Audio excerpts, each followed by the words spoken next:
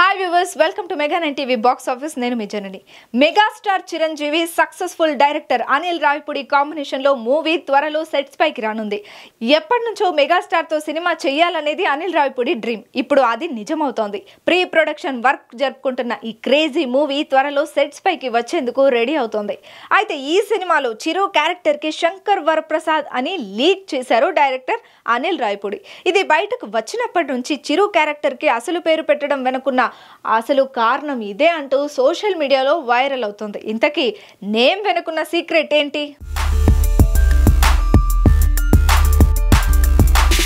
చిరు Anil Ravipudi combo movie గురించి announce చేసినప్పటి నుంచి అప్డేట్స్ కోసం మెగా ఫ్యాన్స్ ఈగర్ గా వెయిట్ చేస్తున్నారు. అయితే ఈ క్రేజీ ప్రాజెక్ట్ గురించి అనిల్ రావిపూడి స్వయంగా వివరాలను షేర్ చేయడం విశేషం. ఇంతకీ ఏం చెప్పారంటే, చిరంజీవి గారికి కథలో పాత్ర శంకర్ వరప్రసాద్ ని పరిచయం చేశాను. ఆయన ప్రేమగా స్వీకరించారు, ఆసక్తిగా ఆస్వాదించారు. ఇంకెందుకు లేటు, త్వరలో ముహూర్తంతో చిరు నవ్వుల పండగ బొమ్మకి శ్రీకారం అంటూ అనిల్ రావిపూడి ట్వీట్ చేశారు.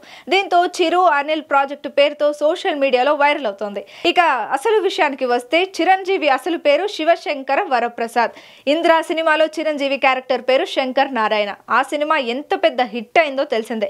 ఆ తర్వాత శంకర్ దాదా ఎంబీబీఎస్, శంకర్ దాదా జిందాబాద్ లో శంకర్ ప్రసాద్, ఈ రెండు చిత్రాలు ఎంతగా విజయం సాధించాయో తెలిసిందే. ఇలా చిరంజీవి నటించిన సినిమాల్లోని పాత్రలకు ఆయన అసలు పేరు పెడితే సక్సెస్ సాధించడం సెంటిమెంట్ గా మారింది.